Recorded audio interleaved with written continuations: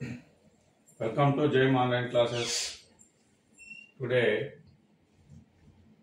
మనకు కరెంట్ అఫైర్స్లో ఏ విభాగాలు వస్తాయి, కరెంట్ అఫైర్స్లో ఏం చదవాలి అనే అంశాలపైన తెలుసుకుందాం. కరెంట్ అఫైర్స్, జనరల్ స్టడీస్ అనేది చాలా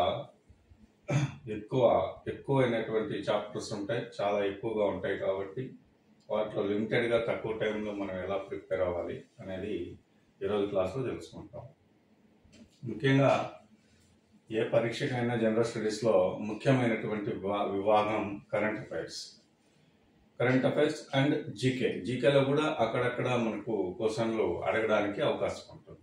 సో జీకే పరంగా ఏ విధంగా అడుగుతున్నాడు, అలాగనే కరెంట్ అఫైర్స్లో ఏ అంశాలపై మనం దృష్టి సారించాలి, ఏ విధంగా మనం కరెంట్ అఫైర్స్ని కలెక్ట్ చేసుకోవాలి, ఈ కలెక్టివ్గా మనం ఎక్కడైతే కలెక్ట్ చేసుకుంటే మనకు పరీక్షలో ఇవి బాగా ఉపయోగపడతాయి. యాక్చువల్లీ నోటిఫికేషన్స్ లేనప్పుడు కూడా మనము కరెంట్ అఫైర్స్ని ప్రిపేర్ అవ్వాలా లేదా అనేటటువంటి సందిగ్ధంలో మనం ఉంటాం. ఇప్పుడు నోటిఫికేషన్ ఉంటే మనం 6 months నుంచి కరెంట్ అఫైర్స్ని తీసుకొని చదువుతూ ఉంటాం. అయితే నోటిఫికేషన్ లేనప్పుడు కూడా మనం కరెంట్ అఫైర్స్ని ప్రిపేర్ అవ్వాలా, ప్రతి అంశాన్ని క్షుణ్ణంగా మనం చదవాలా? నోటిఫికేషన్ లేనప్పుడు కరెంట్ అఫైర్స్ని చదివితే మనకు అది యూజ్ ఉందా లేదా అనేటటువంటి విషయం పైన చాలామంది అభ్యర్థులు సందిగ్ధంలో ఉంటారు. సో ఈ విషయాలు ఎందుకు మనం ఏం ప్రిపేర్ అయితే మనము లాంగ్ టైంలో కూడా కరెంట్ అఫైర్స్ని ప్రిపేర్ అవ్వచ్చు. లాంగ్ టైంలో ఏ అంశాలని, ఎలాంటి కరెంట్ అఫైర్స్ని మనం దృష్టిలో పెట్టుకొని వాటిని ఏ విధంగా నోట్ చేసుకోవాలి, ఏ అంశాలని మనం గుర్తుపెట్టుకోవాల్సినటువంటి అవసరం ఉంది, ఎలాంటి అంశాలను అడుగుతాడు అనేటటువంటి అంశాలపైనే మనం మ్యాక్సిమం మనం చదవాల్సినటువంటి అవసరం ఉంటుంది. అయితే ఈ కరెంట్ అఫైర్స్లో మనకు చాలామంది న్యూస్ పేపర్స్ నుంచి మనం కలెక్ట్ చేస్తూ ఉంటాము, అలాగనే గూగుల్ నుంచి కొంతమంది కలెక్ట్ చేసుకుంటూ ఉంటారు. సో ఈ వార్తల్లో, న్యూస్లో వచ్చేటటువంటి అంశాలను బేస్ చేసుకొని కరెంట్ అఫైర్స్ని మనం తయారు చేసుకుంటూ ఉంటాం.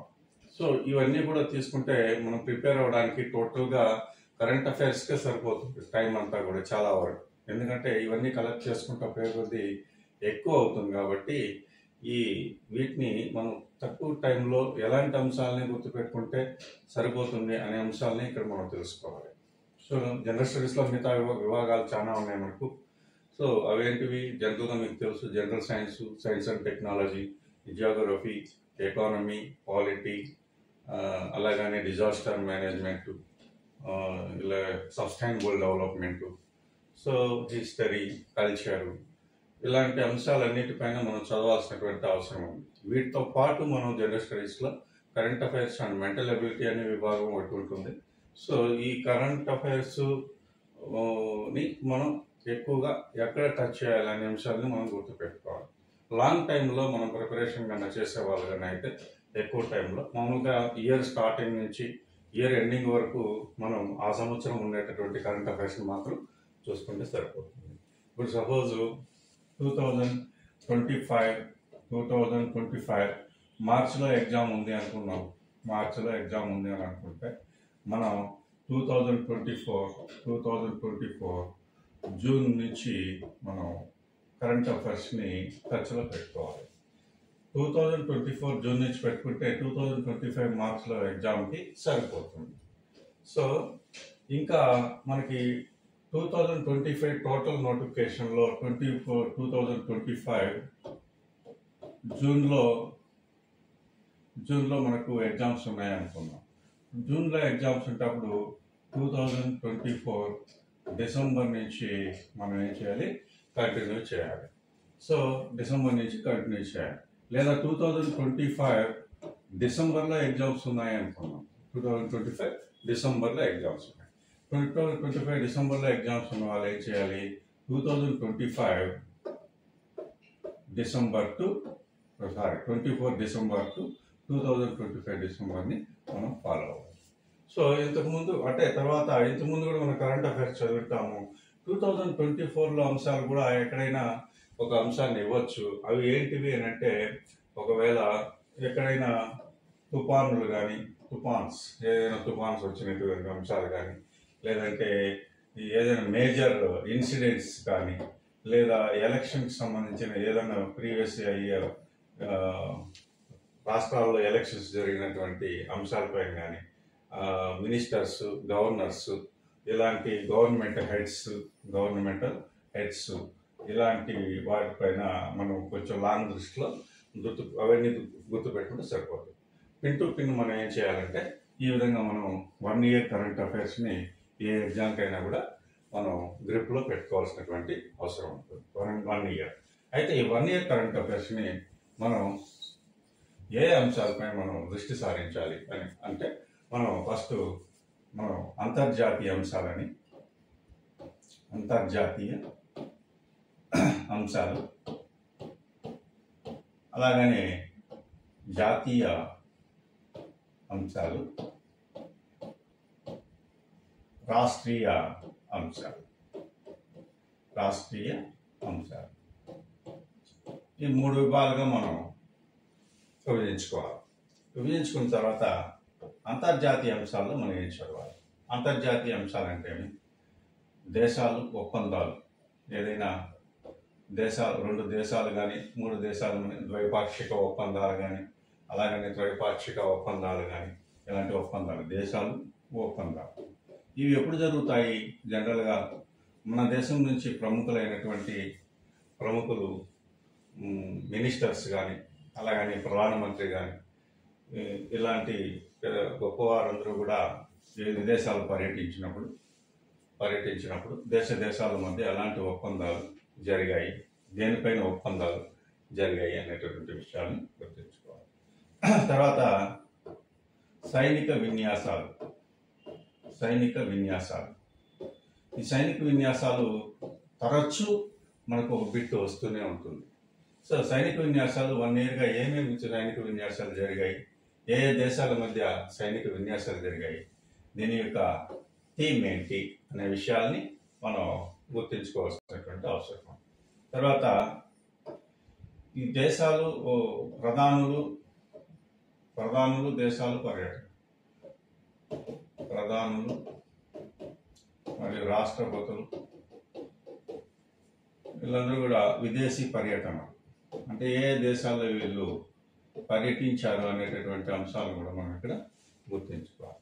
పర్యటనలో భాగంగా ఏ విశేషాలు జరిగాయి అంటే వీళ్ళకి ఏదైనా అవార్డును అందజేశారా, లేకపోతే ఏదైనా పురస్కారాలు అందుకున్నారా, లేదా వీళ్ళు పర్యటించిన ముఖ్య ఉద్దేశం ఏంటి, సో ఇలాంటి అంశాలు మనం ఏ హోదాలో వాళ్ళు అక్కడికి పర్యటించారు అనేటటువంటి అంశాలపైన ప్రశ్నలు అడిగేదానికి అవకాశం. తర్వాత అంతర్జాతీయ సంస్థలు తరచూ వార్తల్లో వస్తూనే ఉంటాయి. ఇటీవల యుఎన్ఓ 80 సంవత్సరాలు పూర్తి చేసుకున్న సందర్భంగా UN80 అనేటటువంటి ఒక వార్తల్లోకి వచ్చింది. సో దీన్ని కూడా మనం బేస్ చేసుకోవాలి. సో అంతర్జాతీయ సంస్థలు ముఖ్యంగా మనం తెలుసుకునేది యుఎన్ఓ గురించి. యుఎన్ఓ అంతర్జాతీయ సంస్థలు ముఖ్యమైనది యుఎన్ఓ మరియు దాని అనుబంధ సంస్థలు ఇవి కొంచెం స్టాండర్డ్ జీకేని కలుపుకుంటూ కరెంట్లో ఏం జరిగాయి, అంతర్జాతీయ సంస్థలు అయినటువంటివి ఏవైనా రిపోర్ట్స్ ఇస్తాయి, ఈ రిపోర్ట్స్లో భాగంగా సర్వేలు రిపోర్ట్స్ ఇస్తాయి, ఈ రిపోర్ట్లో ఏం చెప్పింది అనేటటువంటి అంశాన్ని మనకు పరీక్షల్లో అడిగేదానికి అవకాశం ఉంటుంది. కాబట్టి ఇవి కూడా చదవాలి. తర్వాత అంతర్జాతీయంగా ప్రముఖ నియామకాలు అలాగనే మరణాలు అలాగనే వార్తల్లో వ్యక్తులు ఇవి చదవాలి. ఇవి చదువుతూ తర్వాత సైన్స్ అండ్ టెక్నాలజీ అనేటటువంటి అంశాలపైన అత్యధికంగా ప్రశ్నలు అడిగేదానికి చాలా అవకాశం ఉంది. సైన్స్ అండ్ టెక్నాలజీలో ఎక్కువగా ఈ మధ్య ఆవిష్కరణలు, ఇన్నోవేషన్స్ అనేటివి ఎక్కువగా జరుగుతున్నాయి. కాబట్టి ఇప్పుడు ప్రపంచం ఆర్థిక వ్యవస్థ అంతా కూడా సైన్స్ అండ్ టెక్నాలజీతో ముడిపడి ఉంది. కనుక సైన్స్ అండ్ టెక్నాలజీలో ఇటీవల కాలంలో మీరు C14 బ్యాటరీ అనేది వినుంటారు. C14 అణు బ్యాటరీ అనేది వినుంటారు. ఈ అణు బ్యాటరీలు ఎవరు తయారు, ఇదే C14 డైమండ్ బ్యాటరీ ఇవి వచ్చాయి. వీటి కాల వ్యవధి ఎంత ఉంటుంది, ఏ దేశం ఈ యాంటీబాడీలను కనుగొన్నారు, వీటి యొక్క ముఖ్య ఉద్దేశం ఏంటనేటువంటి అంశాలు. సైన్స్ అండ్ టెక్నాలజీలో ఇంకా మీకు సునీత విలియమ్స్ అంతరిక్షంలోకి వెళ్ళడం. సో సునీత విలియమ్స్ అంతరిక్షంలో ఎంతకాలం గడిపింది, ఎన్నిసార్లు సునీత విలియమ్స్ అంతరిక్షానికి వెళ్ళింది, సో సునీత విలియమ్స్ కంటే ముందు ఎవరు వెళ్ళారు, ఇప్పటివరకు అంతరిక్షాన్ని వెళ్ళినటువంటి వ్యోమగాములు ఎవరు ఏంటి అనేటటువంటి అంశాలపైన కూడా మనకు ప్రశ్న సైన్స్ అండ్ టెక్నాలజీలో అడిగేదానికి అవకాశం. తర్వాత ఇటీవల ఏఐ అనేది మీకు వచ్చింది, ఆర్టిఫిషియల్ ఇంటెలిజెన్స్, ఏఐ అనువర్తనాలు. ఏఐ పైన కూడా చాలా ప్రయోగాలు జరుగుతున్నాయి. ఇవన్నీ కూడా ఏ యూనివర్సిటీలో ఈ ఈ ప్రయోగాలు జరిగాయి, ఇలాంటి అంశాలన్నీ కూడా ప్రశ్నలు అడుగుతుంటారు. అంటే ఇప్పుడు అంతా కూడా కరెంట్ అఫైర్స్లో బిట్లు అడిగే విధానం టోటల్గా మారిపోయింది. కాబట్టి కరెంట్ అఫైర్స్లో సైన్స్ అండ్ టెక్నాలజీని ఎక్కువగా బేర్ చేసుకునేదానికి అవకాశం ఉంది. అలాగనే కరెంటు ఎకానమీ కూడా, కరెంటు సైన్స్ అండ్ టెక్నాలజీ, అలాగనే కరెంట్ ఎకానమీ కూడా చాలా ఇంపార్టెంట్. దేశ ఆర్థిక వ్యవస్థలో అభివృద్ధి రేటు ఎలా ఉంది, సో ఏ సంస్థ అభివృద్ధి రేటును ఎలా నిర్ణయించింది, ఎలా లక్ష్యాలు పెట్టుకున్నారు, ఇలాంటివన్నీ కూడా ఈ కంపెనీస్, నవరత్న కంపెనీస్లో కొత్తగా యాడ్ అయినటువంటి కంపెనీలు ఏవి, సో ఇంకా బడ్జెట్, సర్వే, ఇలాంటి అంశాలపైన, అలాగనే పథకాలు, ప్రోగ్రామ్స్, సెంట్రల్ గవర్నమెంట్ ఎలాంటి ప్రోగ్రామ్స్ని ఇంట్రడ్యూస్ చేసింది ఇటీవల కాలంలో, ఆ ప్రోగ్రామ్కి సంబంధించినటువంటి ముఖ్యమైనటువంటి డీటెయిల్స్, ఇవన్నీ కూడా కరెంట్ ఎకానమీలో చదవాల్సినటువంటి అవసరం. తర్వాత కరెంట్ పాలిటీ అంటే ఈ రాష్ట్రాల్లో ఏ రాష్ట్రాల్లో ఇటీవల ఎన్నికలు జరిగాయి, వాళ్ళు ముఖ్యమంత్రులుగా ఎవరు నియమించారు, గవర్నర్గా ఎవరిని నియమించారు, సో అలాగనే రాజ్యాంగంలో ఇటీవల తీసుకొచ్చినటువంటి సంస్కరణలు ఏమున్నాయి, ఆ సంస్కరణకు సంబంధించినటువంటి సవరణ చట్టాలు ఏంటి, అవి ఎప్పుడు పెట్టారు ఏంటి, వాటి బ్యాక్గ్రౌండ్, ఇలాంటి అంశాలు కూడా మనం కరెంటు పాలిటీలో చదవాల్సినటువంటి అవసరం ఉంది. అంటే ఇలాంటి వాటిపైనే ఎక్కువగా ప్రశ్నలు అడిగేదానికి అవకాశం. సో కాబట్టి ఈ జాతీయ అంతర్జాతీయ అంశాల్లో ఈ విధంగా ఈ విభాగాలన్నింటిలో కూడా మూడింటిని టచ్ చేయాల్సిన అవసరం ఉంది. అలాగనే రాష్ట్రీయ అంశాల్లో కూడా ఇలాగనే మనం టాపిక్ వైజ్ తీసుకొని మామూలుగా రాజకీయానికి సంబంధించిన అంశాలు, అలాగనే ఎకానమీకి సంబంధించినటువంటి అంశాలు, సైన్స్కి సంబంధించినటువంటి అంశాలు, అలాగనే వార్తల్లో ఉన్నటువంటి వ్యక్తులు, ప్రముఖుల గ్రంథాలు, ఏదైనా వారు రచించినటువంటి గ్రంథాలు,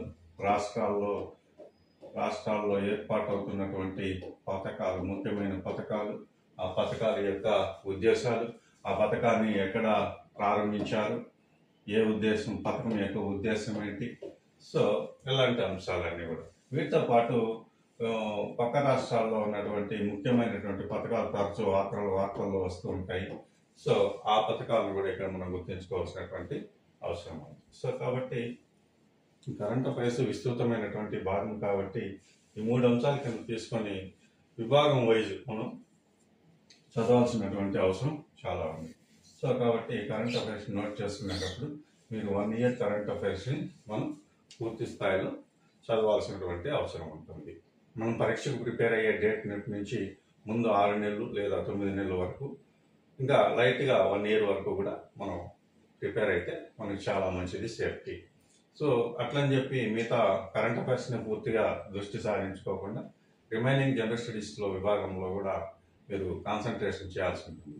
అయితే కరెంట్ అఫైర్స్ పైన మీరు మార్నింగ్ టైం లేదా ఈవినింగ్ టైం కానీ, మనకి ఈవినింగ్కి సాయంత్రంకి మనకు ఒక 7 or 8కి టోటల్గా మనకు ఆ రోజులో జరిగినటువంటి ఇన్సిడెంట్స్ కానీ, ఆ రోజులో జరిగేటటువంటి వార్తల అంశాలు కానీ ఈవినింగ్ టైంలో మనకి ఇవన్నీ గ్యాదర్ అవుతాయి. ఈ టైంలో మాత్రం ఒక 2 hours టైంని మనం కరెంట్ అఫైర్స్ భాగానికి రెగ్యులర్గా మనం చూసినట్లయితే మనం ఖచ్చితంగా కరెంట్ అఫైర్స్లో భారీ స్కోర్ చేయడానికి అవకాశం ఉంటుంది. కాబట్టి ఎవ్రీడే ఏ ఆస్పిరెంట్ అయినా కానీ ఎవ్రీడే 7 నుంచి వరకు మనం 7 వరకు జరిగినటువంటి ఆ రోజు ఏం జరిగింది, ఆ రోజు తెల్లవారి పేపర్లో న్యూస్లో వచ్చినటువంటి అంశాలు ఏంటి, ఈ అంశాలు మనకు పరీక్షలో ఎంతవరకు ఉపయోగపడతాయి అనే విషయాల్ని నోట్ చేసుకుంటూ ఈ విధంగా 1 ఇయర్ కనుక మీరు చేసినట్లయితే ఖచ్చితంగా కరెంట్ అఫైర్స్ నుంచి మీరు అత్యధిక మార్కులు సాధించడానికి అవకాశం. కరెంట్ అఫైర్స్ మీరు ఎక్కువగా చదవడం వల్ల ఉపయోగం ఏంటంటే రెగ్యులర్ స్టడీ అనేది మీకు అలవాటు అవుతుంది. ఈ కరెంట్ అఫైర్స్తో పాటు మనకు కొన్ని ఏదైనా డౌట్స్ క్లారిఫికేషన్స్ కావాలంటే స్టాండర్డ్లోకి వెళ్ళాల్సింది. ఇప్పుడు కరెంట్ పాలిటీ అనేటువంటి అంశాన్ని కనుక తీసుకున్నట్లయితే కరెంట్ పాలిటీలో ఇటీవల మనకు ఢిల్లీ ముఖ్యమంత్రిగా మనకు రేఖా గుప్తా గారు మహిళా ముఖ్యమంత్రిగా ఆమె బాధ్యతలు చేపట్టాం. దీన్ని తీసుకున్నప్పుడు మనం ఏం చేస్తాం, దాని బ్యాక్గ్రౌండ్ చూస్తాం. దాని బ్యాక్గ్రౌండ్ ఏం చూస్తాం, ఢిల్లీ ఎంతమంది మహిళా ముఖ్యమంత్రులు వచ్చారు, సో ఢిల్లీకి ఆర్టికల్స్ ఏంటి, దానికి ప్రత్యేకంగా ఢిల్లీ ప్రత్యేకతలు ఏమున్నాయి, సో ఇలాంటి అంశాలన్నీ కూడా మనం చదవాల్సి వస్తుంది. అంటే ఇవి ఎందుకు చదువుతామంటే మనకు ఈ విధంగా దాని బ్యాక్గ్రౌండ్ చదవడం వల్ల కూడా మనకు జనరల్ స్టడీస్లో మంచి పట్టు అనేది రావడానికి అవకాశం ఉంటుంది. కాబట్టి మనం రెగ్యులర్గా కరెంట్ అఫైర్స్ చదవాల్సిన అవసరం. రెగ్యులర్గా కరెంట్ అఫైర్స్ ఎవరైతే చదువుతారో, రెగ్యులర్గా కరెంట్ అఫైర్స్ పైన ఎవరైతే టచ్ ఉంటారో వాళ్ళే జనరల్ స్టడీస్ విభాగంలో అత్యధిక మార్కులు స్కోర్ చేసేదానికి అవకాశం ఉంటుంది. కాబట్టి ఈ విషయాన్ని గుర్తుపెట్టుకొని అందరూ విద్యార్థులు, ఏ పోటీ పరీక్షకు ప్రిపేర్ అయినటువంటి విద్యార్థి అయినా సరే, ఈవెన్ ఏపీపీఎస్సి ప్రిపేర్ అయ్యే వాళ్ళు కావచ్చు, అలాగనే టీఎస్పీఎస్సి ప్రిపేర్ అయ్యే విద్యార్థులు కావచ్చు, ఆర్ఆర్బికి సంబంధించినటువంటి ప్రిపేర్ అయ్యే విద్యార్థులు కావచ్చు, బ్యాంక్ ఎగ్జామ్స్, అదర్ ఇంకా జేఎల్ ఎగ్జామ్స్, డిఎల్, అలాగనే డిఎస్సి కానీ, ఇంకా పోలీస్ కానిస్టేబుల్స్, అలాగనే ఎస్ఐ, సో గ్రూప్ టూ, ఇలా పంచాయతీరాజ్ సెక్రటరీ, విఆర్ఓ, సో ఏ ఎగ్జామ్ అయినా సరే మనకు ఆ ఎగ్జామ్ స్థాయిని బట్టి కరెంట్ అఫైర్స్ అడుగుతారు. కాబట్టి కరెంట్ అఫైర్స్ ముఖ్యమైన విభాగం కాబట్టి కరెంట్ అఫైర్స్లో మనకు 150 మార్క్స్లో 30 మార్క్స్కి మనకు కరెంట్ అఫైర్స్ అడిగేదానికి అవకాశం ఉంది. సో ఈ 30 మార్క్స్ని మనకు మేజర్గా మన విజయాన్ని నిర్ణయించేది ఇదే.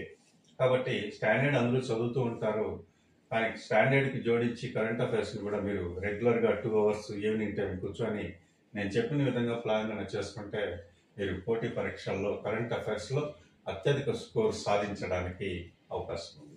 సో ఈ గైడ్లైన్స్ని ప్రతి ఒక్క యాస్పిరెంట్ పోటీ పరీక్షలో ప్రిపేర్ అయ్యేటటువంటి ప్రతి విద్యార్థి ఉపయోగించుకోవాలి. నేను చెప్పిన టైమింగ్స్ని ఖచ్చితంగా మీరు ఫాలో అవ్వండి. 7 to 8 వరకు జరిగిన, తెల్లవారి నుంచి 7 to 8 వరకు ఆ రోజు జరిగిన ఇన్సిడెంట్లు వార్తల్లో కానీ, వార్తాపత్రికల్లో కానీ, లేదా మీకు ప్రముఖుల దగ్గర నుంచి వచ్చిన స్టేట్మెంట్స్ కానీ, ఇంకా మీరు గూగుల్లో కానీ ఇంకెక్కడైనా సెర్చ్ చేసినటువంటి అంశాలు కానీ, ఆ రోజుకి టోటల్గా మీరు ఒక కరెంట్ అఫైర్స్ని మినిమం ఒక 10 పాయింట్స్ పైన మీరు గుర్తుపెట్టుకొని నోట్ చేసుకున్నట్లయితే 1 year అలా ఫాలో అయితే ఆ ఇయర్లో జరిగేటటువంటి ఏ కాంపిటేటివ్ ఎగ్జామ్స్లో అయినా మీరు విజయం ఖచ్చితంగా సాధిస్తారు అని నేను ఆశిస్తున్నాను. Thank you.